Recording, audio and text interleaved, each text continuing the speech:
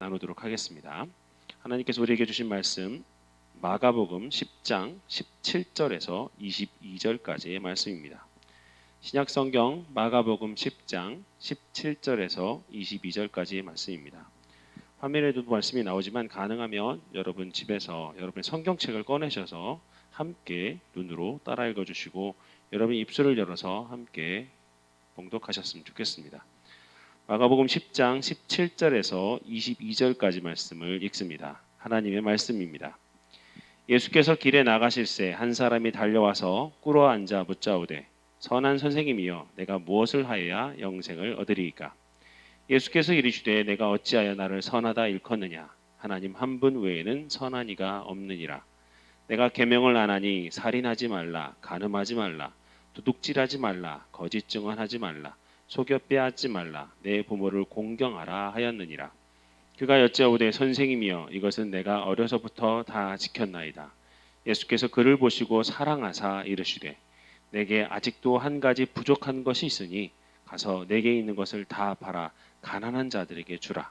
그리하면 하늘에서 보화가 내게 있으리라. 그리고 와서 나를 따르라 하시니 그 사람은 재물이 많은 고로 이 말씀을 인하여 슬픈 기색을 뜨고 근심하며 가니라. 아멘. 예배 자리에 나오신 여러분들을 환영하고 축복합니다. 이 자리가 여러분이 있는 자리가 하나님의 임재하시는 자리고 하나님의 성령이 충만한 자리가 되길 소망합니다. 우리 같이 한번 외쳐볼까요? 마라나타, 임마누엘, 아멘. 마라나타는 주님 이 자리에 오시옵소서라고 요청하는 것이고 임마누엘은 주님 이 자리에 오셨음을 감사합니다라고 고백하는 시간입니다. 여러분이 있는 자리에서 하나님을 경배하고 하나님을 예배하며 또 하나님과 함께 동행하는 은혜로운 시간 되시기를 주님의 이름으로 축원드립니다. 코로나가 또 닥쳤습니다. 팔로우 콘서트를 저희가 8월 달에 하면서 총 5주를 기획했고 5주 기획하는 가운데 4주를 마쳤지만 마지막 한 주를 못 마쳤던 것이 아쉽긴 하지만 팔로우 콘서트의 처음 계획은 하나님을 바라보고 하나님 앞에 나아갈 때, 즉 하나님을 팔로우 하려고 할 때 우리의 세상 근심, 걱정, 고민, 근심 많지만 하나님이 주시는 위로와 안식, 리프레시를 얻을 수 있고 경험할 수 있다는 것을 함께 공유하고 싶었습니다. 네, 근데 이렇게 말씀해 주시니까 이제 하시는 분도 계시는군요. 기획 의도를 잘 아시는 분도 계시겠지만 이제야 느끼신 분도 계시다면 다시 한번 8월의 예배 흔적들을 찾아가셔서 지난 시간을 돌려보시는 시간 되셨으면 좋겠습니다. 어쨌든 저희가 팔로우 콘서트를 고민하고 기획할 때 첫 번째 생각은 이 땅에 살아가고 있는 청년들의 고민과 청년들의 생각, 청년들의 삶이 결코 안정적이지 않고 흔들릴 수 있고 혼란스러울 수 있고 걱정과 근심이 많을 수 있다는 전제에서 시작했고 그런 과정에서 스스로에게 하나님을 향한 마음으로 하나님께 주시는 답을 찾고자 하는 그런 마음이었습니다. 그런데 그 답을 제대로 찾으셨는지 모르겠습니다. 그리고 아마도 어떤 분들은 아직도 찾아가야 할 것들이 많을 거라고 생각하시는 분도 계실지 모르겠습니다. 오늘 본문 말씀에 보면 바로 한 사람이 예수님께 달려 나와서 무릎 꿇고 나와 질문을 던집니다. 자신이 평소에 가졌던 소망, 자신이 가졌던 열망 이런 것들을 가지고 있는 궁금증을 풀어놓습니다. 이 사람이 누굴까요? 오늘 본문 말씀 22절의 말씀에 보면 이 사람은 재물이 많다라고 되어져 있습니다. 부러우십니까? 재물이 많으면 할 수 있는 것들이 많겠죠. 아마 이 사람의 인생은 좀 많이 편한 또는 많이 할 수 있는 자유한 인생이 아닐까 싶습니다. 돈이 많은 곳엔 할 수 있는 것들이 많고 돈이 많은 사람들에게 주변에 자기를 맞춰주는 사람이 많다 보니까 본인은 자유하다고 느끼는 경우가 많거든요. 어쨌든 이 본문과 평행 본문인 누가복음 18장 18절과 23절에 보면 이 사람을 관원 또는 부자라고 설명하고 있습니다. 헬라어로 관원이란 말은 아르콘이란 말을 쓰는데 마태복음 9장 18절에는 이 아르콘을 회당장이라는 표현을 쓰기도 합니다. 즉 이 사람은 관원이며 부자이며 회당장쯤에 해당되는 사람일 수도 있을 거라 생각합니다. 유대문학인 요세푸스에서는 이 사람을 사내들인 공의원 정도에 해당되는 사람이라고 얘기하고 있고 예레미야스의 문학에 보면 당시 유대사의 5% 안에 속한 특별한 계층 또 거의 인류층 계층의 사람이라고 설명하고 있습니다. 즉 이 앞에 있는 설명들만 봐도 결국 이 사람은 유대 사회의 엘리트였습니다. 상류급의 사람이었고 권위 있는 사람이었습니다. 거기다가 뭐라고 표현하고 있냐면 마태복음의 이 평행본문인 마태복음엔 이 사람을 청년이라고 평하고 있습니다. 즉 돈도 많고 사회적 지위도 어느 정도 있고 권력과 지위도 갖춘 청년 엘리트입니다. 부러우십니까? 나도 이 정도 돈이나 재력이나 권력이나 능력이 있으면 좋겠다라고 생각하시는 분들 계실 수 있을 것 같은데, 세상적으로 보면 사실은 이 사람은 상류층에 있었기 때문에 능력이 많고 다른 사람의 명망이 많고 돈도 많고 그런 것들이 많은 것으로 말미암아 다른 사람에게 어찌 보면 선망의 대상입니다. 다른 사람이 가지지 못한 것을 가졌다는 이유만으로 좀 더 누릴 수 있는 위치에 있는 사람인데요. 이 사람이 오늘 예수님 앞에 그것도 그냥 온 게 아니라 달려와서 무릎 꿇고 엎드려 기도합니다. 간구합니다. 무엇 때문일까요? 자기 병이 걸려서, 아니면 자기가 정말 사랑하는 사람을 위해서 무릎 꿇고 간구하는 그 제목이 무엇일까요? 17절 말씀에 나와 있는데요. 우리 17절 말씀을 각자 한번 같이 읽어볼까요? 같이 읽어보겠습니다. 예수께서 길에 나가실새 한 사람이 달려와서 꿇어 앉아 묻자오되 선한 선생님이여 내가 무엇을 하여야 영생을 얻으리까? 아멘. 이 청년의 고민은 지금까지 자기의 살면서 자신의 젊은 혈기, 또 자기의 젊은 능력, 지위, 명성 이런 것들 다 자기 힘으로 자기 손으로 거두었던 사람입니다. 어떻게 보면 자기의 젊음이 지금 살아가고 있는 이 호흡하는 이 시간들이 내가 얻을 수 있는 것을 더 많이 얻을 수 있는 특별한 시간입니다. 어찌 보면 더 많이 얻고 싶고 더 많이 성취할 수 있다는 자신감도 가지고 있는 사람이죠. 근데 이 청년이 이제 뭐에 대한 관심을 갖고 있는 거예요? 영생에 대한 관심을 갖고 있는 거예요.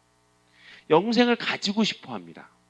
이 청년이 궁금해하고 가지고 싶어 하는 이 영성은 지금까지 살아오면서 노력함으로 얻어진 다른 많은 것, 돈, 명예, 지식, 권력 이런 것들, 그런 것들처럼 스스로 얻을 수 있다고 생각했나 봐요. 그래서 주님 앞에 와서 뭐라고 합니까? 영생을 어떻게 얻으리까라고 했습니다. 영생을 내가 어떻게든 획득할 수 있는 조건과 목표로 삼고 얘기하고 있는 것이죠. 즉 자기의 명예, 돈, 권력, 지위 이런 것들 위에 인생에서 마치 다른 것들 다 채웠으니까 이제 내 인생의 정점에 영생이란 거 위에 탁 하나 얹어가지고 마지막 마침표 싣고 싶은 거예요. 내가 다른 거 다 얻었고 나한테 부자였어, 뭐 부유하고 능력이 많은데 그 위에 이것만 하나 얹으면 모든 건 완벽하지 않을까라는 싶은 마음으로 주님께 간구하고 있는 것이죠. 근데요, 이런 마음으로 예수님 앞에 나온 청년 앞에 예수님 뭐라고 대답하십니까? 내가 어찌하여 나를 선하다 일컫느냐? 하나님 한 분 외에는 선한 이가 없느니라. 여러분, 이 대화가 잘 이루어진 대화 같으세요? 청년의 질문은 영생에 관한 거였습니다. 그런데 예수님은 뜬금없이 예수님이 부른 호칭에 대한 답을 하십니다. 우리 2주 전 기억나시나요? 친구가 또는 옆에 있는 사람이 어떻게 지내냐는 말에 삐빅 그랜저로 나는 대답했다. 뭐 이런 약간 밑도 끝도 없는 그런 상황이죠. 그런 상황을 보면서 지금 얘기하고 있는 거랑 비슷한 상황인 것 같습니다. 동문서답 뭐 그런 종류에 해당될 수도 있을 것 같아요. 근데 생각해 보십시오. 저랑 만약에 그 친구랑 대화를 했다면 그런 실수나 뭐 그런 못 알아듣는 동문서답하는 상황이 생길 수 있는데 지금 누구랑 대화하는 거예요? 예수님이잖아요. 이 청년이 지금 질문을 던진 사람이 다른 누구도 아닌 예수님이십니다. 예수님이 이 청년을 모를까요? 아니 예수님이 이 청년의 질문한 그 답을 모르실까요? 아니면 예수님께서 이 청년이 꼭 필요한 대답을 지금 못 찾고 계셔서 방향을 잘못 잡으셔서 이렇게 얘기하신 걸까요? 아니잖아요. 예수님은 분명 이렇게 답을 하셨다는 얘기는 예수님 상황에선 뭔가 뜻이 있고 뭔가 이유가 있으시니까 이렇게 답을 하셨겠죠. 예수께서 이렇게 말씀하신 이유와 과정에 대한 얘기를 잠깐 짚어보고 넘어가고 싶습니다. 먼저 이 청년이 예수님을 뭐라고 불렀습니까? 우리 17절 말씀 다시 한번 보면 뭐라고 되어져 있냐면 선한 선생님이요 라고 얘기했습니다. 즉 무슨 의미? 선생님 당신은 선하신 분입니다 라고 요청하는 것 같고 간청하는 것 같습니다. 여기서 말하는 선한이란 얘기는 밖으로 보여지는 이미지보단 내적인 가치죠. 그 사람의 도덕적인 가치, 그 사람의 성품의 가치에 대한 그런 완전함을 표현할 때 쓰는 게 선함이란 표현입니다. 사람한테는 잘 붙이지 않는 표현입니다. 그런데 예수님한테 붙였다는 얘기는 자기가 예수님의 소문, 예수님의 일, 예수님의 말씀을 듣다 보니까 이분이야말로 진정 율법에서 얘기하는 선한 분, 정말 하나님의 성품을 다 갖추고 있는 선한 분인 것 같다라고 생각해서 붙였는지도 모르겠습니다. 즉 청년의 입장에선 예수님이 정말 이 땅에 있는 인간 중에 제일 대단하신 분이라고 붙이고 그렇게 생각하고 있는 거예요. 그런데 아까 지금 이 청년이 뭘 때문에 강구하러 왔다 그랬죠? 영생에 대한 질문을 하러 왔다 그랬습니다. 영생에 대한 질문을 하는데 앞에 선함이란 전제를 그걸 붙였다는 얘기는 이 청년의 머릿속에는 선해야 영생을 얻을 수 있다. 즉 영생을 얻으려면 선함의 가치를 갖고 있는 사람에게 물어봐야지 라고 생각한 이 연결고리가 있는 거예요. 그러다 보니까 자신이 영생의 문제를 해결함 받고 싶고 자신이 영생을 갖고 싶은데 예수님이야말로 선한 분이시니 그 선한 예수님한테 가서 그 영생의 비결을 얻고 싶은 마음으로 앞에 나온 거죠. 그런 청년의 마음에 지금 예수님이 표현하신 건 거절이었어요. 뭐라고요? 이 거절. 선하다고 누가 선하다고 하느냐? 선한 이는 오직 하나님 한 분뿐이다 라고 얘기합니다.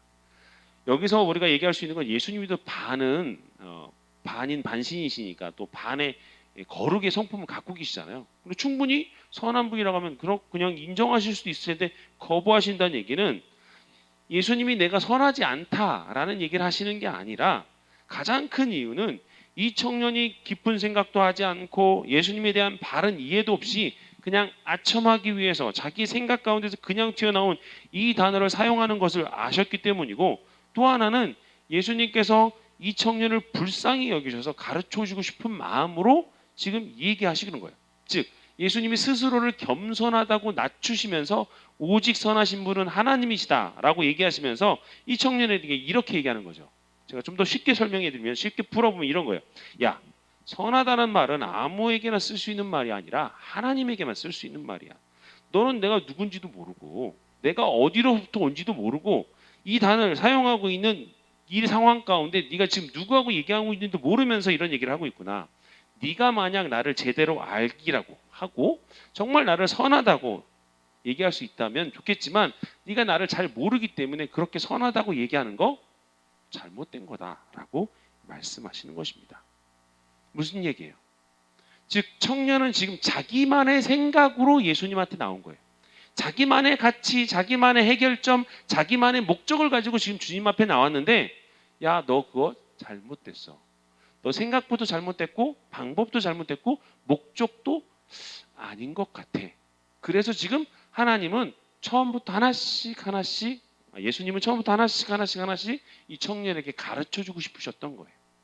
즉 청년이 바라는 영생의 의미와 예수님이 말씀하시는 영생의 의미가 완전히 다르다는 것을 가르쳐주고 싶으셨던 것입니다.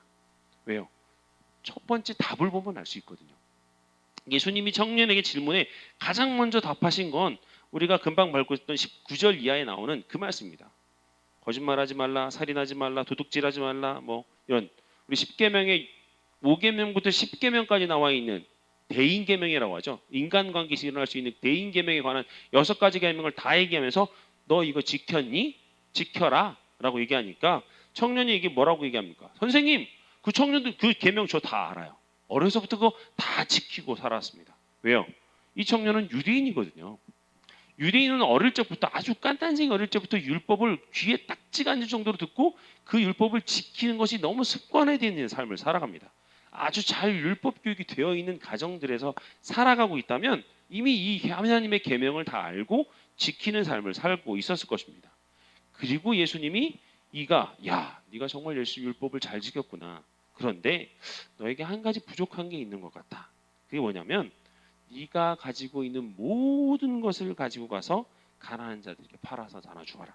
그러면 하늘에서 보화가 너에게 클 것이다. 그리고 난 다음에 나를 따르는 제자가 되어라 라고 얘기하는 게 지금 20절 후반부부터 쭉 나오는 하나님께서 그 청년에게 대답해 주고 있는 장면입니다. 예수님이 영생에 대해서 묻고 있는 이 청년에게 재물을 꼭 집어서 얘기하시는 건 우리가 기존에 알고 있던 상식으로 보자면 어떤 거예요? 이 청년의 마음속엔 재물이 너무 크기 때문에, 재물의 문제가 아직 해결되어 있지 않기 때문에 하나님이 그 마음을 아시고 콕 집으신 거죠. 너 그거 내려놔 라고 얘기하시는 거죠.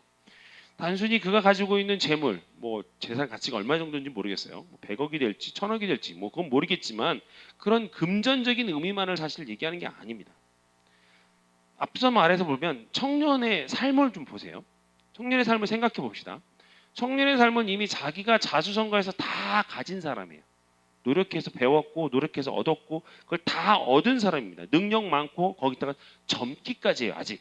그렇다는 얘기는 지금보다 더 많은 것을 축적할 수 있고 더 많은 것을 얻을 수 있다는 얘기죠. 그렇게 다 얻은 것에도 불구하고 그가 지금 예수님 앞에 나와서 주여 영생을 얻고 싶습니다. 어떻게 얻어야 되나 얘기하는 거는 지금 자기가 이만큼 다 얻었는데 이거 갖고 만족이 안 되는 거예요. 이거 갖고 지금 다 만족이 안 돼서 나 지금 또 영생이란 걸 얻고 싶어서 주님 앞에 나와서 주님 저에게 영생을 허락해 주십시오. 영생 어떻게 얻는 거예요? 라고 질문하는 겁니다. 무슨 말이에요? 지금 내가 영생 요거 야 진짜 이거 하나 꼭 얻어야지. 이제 영생의 피를 꽂힌 거예요. 지금까지 뭐 돈, 명예, 지위 다 이렇게 짰을 때 자기 열심히 노력해서 얻어서 찾았다면 이제 그 영생이란 타겟에 딱 꽂혀가지고 영생을 얻고 싶은 거죠. 그런데 그 고민을 하고 있는 예수님한테 왔더니 그 고민을 하고 있는 그 청년을 향해 예수님이 뭐라고 얘기하는 거예요? 네가 있는 것 다 팔아서 나눠주고 가난한 사람이 나눠주고 나를 따라. 이 상황을 다른 질문으로 제가 바꿔볼게요.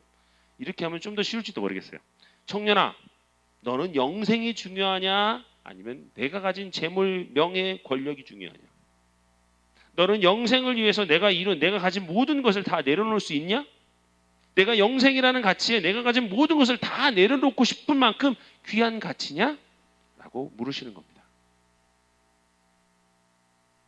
그 물음에 22절의 말씀이면 청년은 슬픈 기색을 띠었다라고 기록하고 있어요.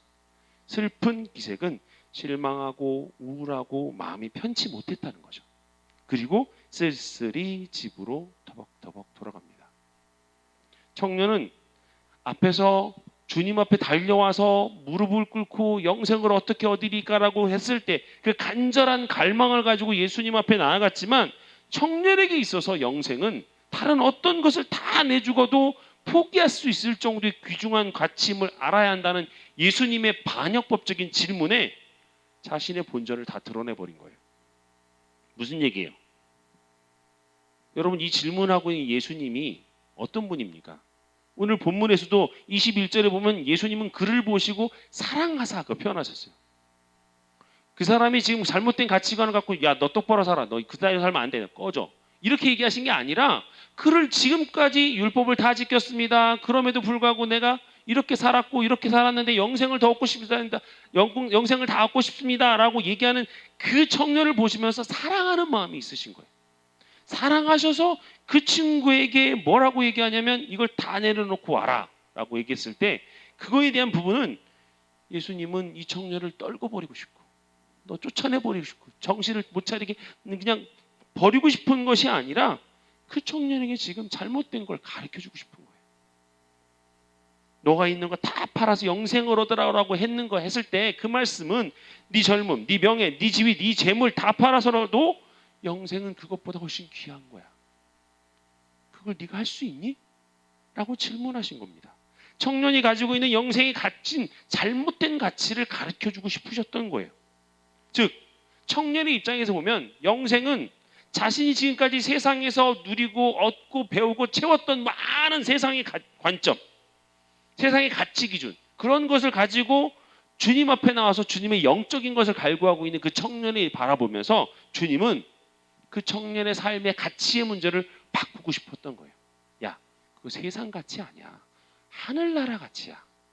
네가 평소에 누리고 배웠고 살았고 채웠던 이런 것들 세상에 있는 것들이 아니라 저 하늘나라 가치이기 때문에 그 하늘나라의 가치에 합당한 너의 존재 가치, 영적 가치가 필요한 거야.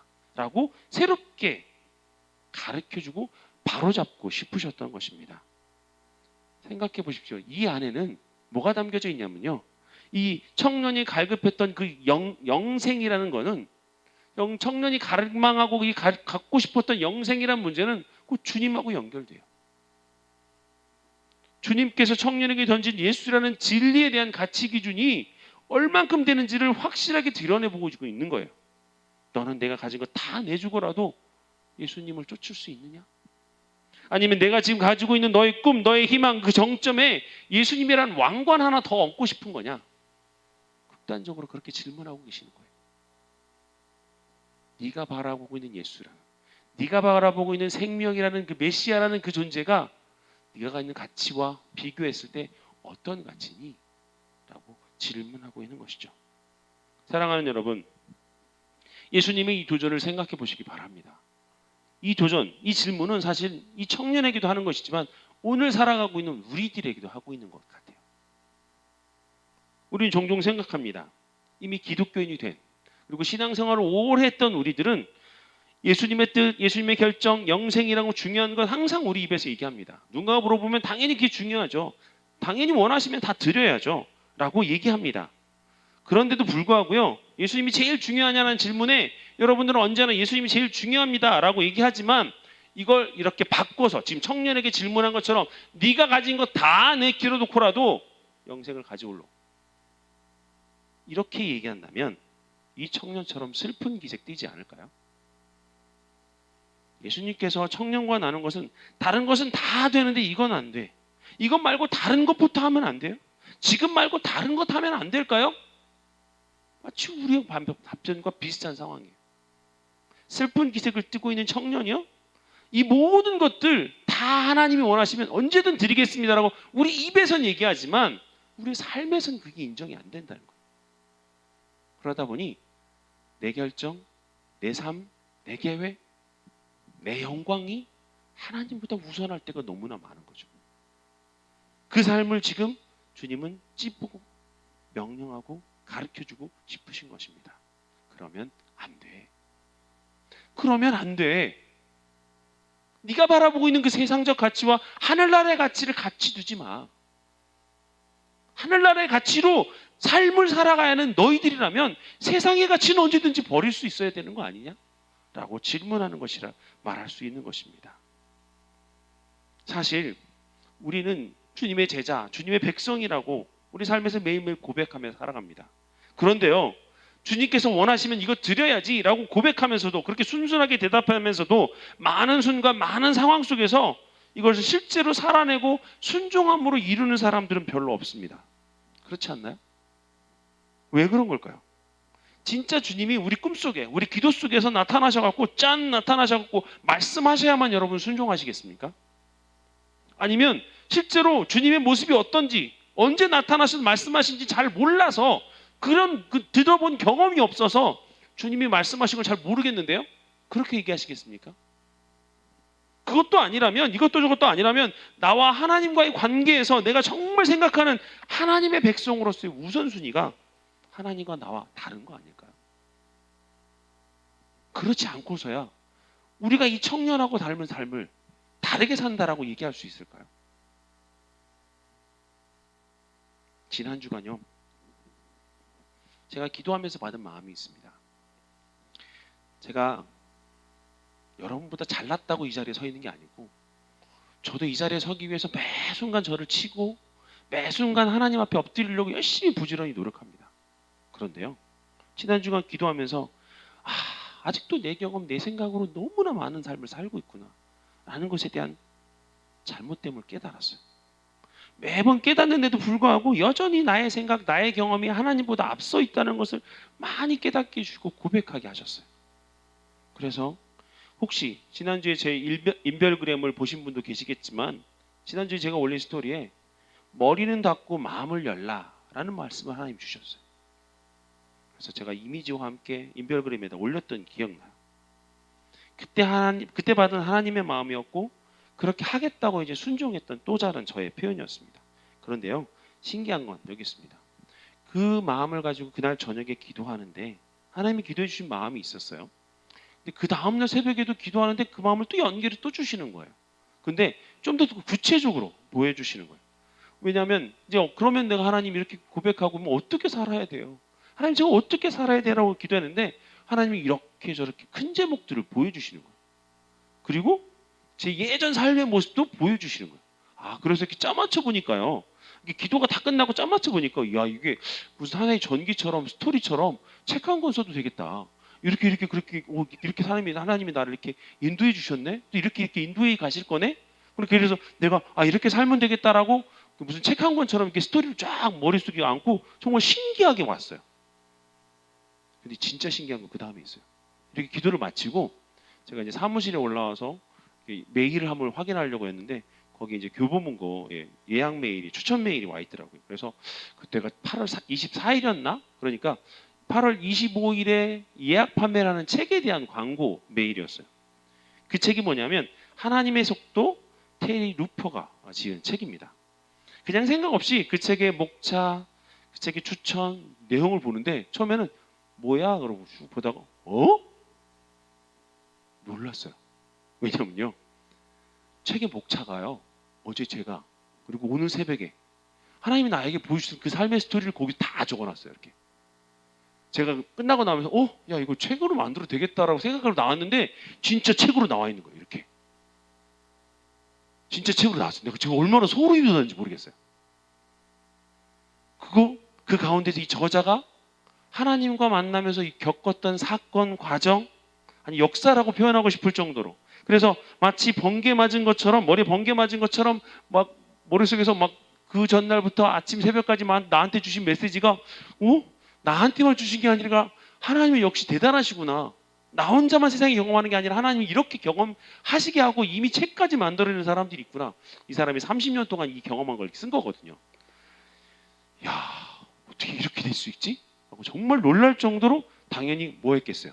그 자리에서 결제 버튼 누르고 예약 구매한 거죠. 그래서 제가 받은 책이 이거예요. 이 책을 내용을 보면서 이 생각이 들었어요. 제가 다 못 읽고 한 3분의 2 정도는 읽었는데 제가 이 책에서 볼 때 여러분에게 나누고 싶었던 내용이 이거예요. 여러분은 여러분의 삶에 하나님을 맞추시겠습니까? 아니면 하나님의 속도에 여러분의 삶을 맞추시겠습니까? 이 질문이었어요. 우리는 가끔 착각을 해요. 나는 하나님 사랑받는 자녀예요. 맞아. 하나님 사랑받는 자녀지. 그리고 지금 이 정도만 해도 내가 이렇게만 살아도 하나님께서 허락하신 구원 받을 수 있어. 아마 목사님이나 물어봐도 예수님 물어봐도 나 구원받고 싶어요. 나 구원받을 수 있어요. 예수님은 구세주로 고백하고 저 구원받았어요. 천국 갈 수 있다는 확신이 있어요. 그런 나에게 하나님 당연히 은혜 베풀어 주셔야 되는 거 아니야? 왜? 나는 하나님이 사랑하는 자녀니까. 이렇게 생각하고 살아갑니다. 그런데요. 그런 삶 가운데 우리의 삶을 찬찬히 훑어보면 은혜와 평강이 넘치는 것 같지만 하나님께서 우리에게 베풀어 주신 것을 그 모든 것이 우리에게 은혜와 평강으로 다가온다는 것을 인정하기 전에 그래서 즐기기 바쁜 우리의 모습을 봐요. 이런 삶에서 하나님의 중심보단 나 중심의 생활을 하고 있다 보니까 하나님께서 원하시는 삶이 아닌 도리어 하나님의 원하시는 방식이 아닌 내 마음대로 생각하고 내 마음대로 조율하고 결정하는 것을 더 많이 하게 되는 나를 보게 된다는 거죠. 그리고 우리는 말하죠. 가끔 힘들 때 하나님, 제가 힘들 때 하나님 대체 어디 계셨던 거예요? 하나님 대체 어디 계셔서 제 힘들 때 저 혼자 두셨어요? 마치 내가 평탄할 땐 내가 잘해서 그런 것처럼 내가 아무 일 없이 흘러갈 땐 내가 열심히 살았던 것의 보상인 것처럼 나를 생각하고요. 내가 힘들 땐 도리어 그 모든 힘듦을 하나님 앞에 타박하죠. 하나님 왜 나를 이렇게 힘들게 하세요? 하나님 내가 그리스도인인 게 아니 세상에서 그리스도인이 살아가는 게 그렇게 불만족스럽고 못마땅하세요? 왜 하나님의 자녀라고 하면서 나에게 이런 고통을 허락하시고 문제를 허락하시죠? 이렇게 타박하는 우리의 모습을 보게 된다는 거죠. 사랑하는 여러분, 지금 우리는 코로나 시대를 살아가고 있습니다. 처음에는 2월달 처음에 코로나가 터졌을 때는 포스트 코로나 시대 뭐 어떻게 준비해야 되나 막 이런 문제가 많았는데요. 이제 그런 얘기 다 들어가 버렸어요. 지금 위드 코로나 아니 인 코로나 뭐 이런 얘기들을 하고 있어요. 코로나가 접하면서 앞으로 우리가 이 코로나가 언제 끝날지도 모르겠고 앞으로 평생을 가야 된다고 얘기하는 사람들도 있을 정도예요. 즉 코로나가 접하면서 우리가 8월 팔로우 콘서트를 중간에 접었던 것처럼 우리가 하고 싶었던 거, 우리가 계획한 거 어느 것 하나 제대로 시작하고 마치는 것도 제대로 하지 못한다는 걸 알게 됐어요. 뭘 깨달아야 하는 거예요? 우리의 속도와 하나님의 속도, 우리의 뜻과 하나님의 뜻, 우리의 계획과 하나님의 계획이 다를 수 있다는 거예요. 여러분, 아무것도 할 수 없다고 생각하는, 정말 뭘 해야 될지 모를 것 같은 이 코로나 시대에 우리 한번 삶을 돌아봤으면 좋겠어요. 하나님께서 진정 원하시는 삶의 코드가 무엇이고 하나님께서 우리에게 원하시는 것이 무엇인지를 깨닫기 원합니다. 우리가 진정 내려놓고 우리가 정말 청년을 향해 말씀하셨던 예수님처럼 정말 저 예수님 한 분이면 충분합니다. 주님께서 원하시는 삶을 살기 위해서 내가 다 내려놓을 수 있고 하나님께만 집중할 수 있습니다. 거꾸로 말하면 내 삶의 속도 내가 결정하는 게 아니라 하나님께 맞추고 싶어요. 내가 결정하고 내가 판단하는 내가 생각하는 모든 결정의 기준이 하나님께만 집중하고 싶어요. 하나님 내게 말씀해 주세요. 하나님 나를 깨우쳐 주시고 하나님 나의 삶을 이끌어 주세요. 내 생명의 모든 것, 생사 여탈 것만 아니라 중간에 있는 아주 작은 것까지도 하나님께 내어 맡길 수 있어야 한다는 거. 그것을 삶의 내 주제의 주장권을 하나님께 주권을 맡겨드릴 수 있다라고 고백하는 이 삶이 얼마나 중요한지를 깨달아야 할 거라 생각합니다. 그렇게 살려면요, 평소에 내 삶 가운데 말씀과 기도가 얼마나 자주, 얼마나 상시적으로, 얼마나 항상 내 삶 속에서 살아있는지를 구분할 수 있어야 돼요. 그래야 주님의 음성을 들을 거 아니에요. 사실 코로나가 어떤 사람에겐 재앙이고 환난이고 문제이고 슬픔과 고통일 수 있어요. 그러나요, 개인적으로 보면 이 코로나의 문제는 분명히 하나님이 말씀하시고 하나님이 역사하신 시간이에요. 그렇다면 이 상황을 쥐어주고 이 상황을 허락하시고 이 상황을 만들어 가시는 그 하나님 손에 펼쳐지는 이 코로나 시대에 누구한테 집중해야 되는 거예요? 질병관리본부? 중대본? 정부? 아니요. 하나님께 집중해야죠. 이 코로나를 시작하신 분도 하나님이시고 이 코로나를 마치실 분도 하나님이시거든요. 이 코로나에서 살아남아야 될 우리의 삶에 오늘 하루도 누구한테 맞춰야 되는 거예요? 주님한테 맞춰야 되는 거죠. 그러려면 하나님을 더 관계 가운데 쌓아갈 수 있어야 돼요. 사실 이 코로나가 막 힘들다, 어렵다, 불편하다, 고통스럽다, 짜증 부릴 게 아니라 그 상황 속에서 하나님과 나의 관계가 재발견되고 하나님과의 나의 관계가 재정립되는 시간이 되어야 한다는 얘기죠. 그래야 코로나도, 아니 그 뒤의 시간도 뭔가 희망이 있는 거 아니에요? 사실 이 땅에 있는 모든 것들 하나님이 다 알아서 하십니다. 하나님이 다 관여하시고 하나님이 모르시는 게 없어요. 하나님이 이 땅 가운데 우리에게 보여주시고 우리에게 만들어 가시는 그거 우리는 모르지만 하나님은 아시잖아요. 우리는 우리의 미래를 모르지만 나보다 나를 더 사랑하시는 하나님께서 그 미래를 이끌어 가신다는 걸 믿어야 하잖아요. 그러려면 우리는 뭐 해야 되는 거예요? 이 상황이 하나님의 손길로 하나님의 뜻으로 이루어진다는 것을 내 마음으로 인정해야 돼요. 내 삶에서 고백할 수 있어야 돼요. 내 삶에서 하나님 이 땅 가운데 나에게 말씀하시는 것을 내가 듣기 원하고 하나님 내 삶 가운데 하나님이 역사하심을 의지하며 나아가기 원합니다. 나에게 말씀하여 주시고 나의 삶 가운데 주님의 살아계심을 느낄 수 있게 하여 주시옵소서. 그렇게 충실하게 말씀과 기도 속에서 우리의 생각과 마음을 조정해야 하는 것입니다. 코로나가 더 이상 우리 환탄과 변명이 되지 않았으면 좋겠습니다. 코로나를 통해 우리를 더 새롭게 하기 원하시고 다시금 무너진 신앙의 터를 새롭게 쌓기 원하시는, 즉 하나님과 우리의 관계를 다시금 재정립하셔서 네가 있는 것 다 내려놓고라도 나를 쫓을 수 있느냐, 내가 네 인생 가운데 그렇게 중요한 사람으로 중요한 가치로 있음을 너희가 인정할 수 있느냐라고 고백하기를 원하시는, 그렇게 질문을 던지셔서 우리에게 고백을 요구하시는 그 하나님의 마음을 아셔야 돼요. 내 삶에서 하나님을 위해 하나님과 함께 하나님의 뜻에 맞게 하나님의 목적에 맞게 얼마큼 살아가고 있는지, 그래서 코로나를 통해 우리를 더 새롭게 하시고 우리 신앙이 무너진 신앙의 터를 다시금 새롭게 쌓기 원하시는 주님의 음성을 들으시는 여러분 되시기 바랍니다. 여러분의 삶에 주님께서 여러분의 속도를 늦추시고요. 하나님의 속도를 더 얹기를 원하세요. 하나님의 속도를 통해서 여러분이 생각하는 것보다 더 먼 곳으로, 더 넓은 곳으로 인도하실 줄 믿습니다.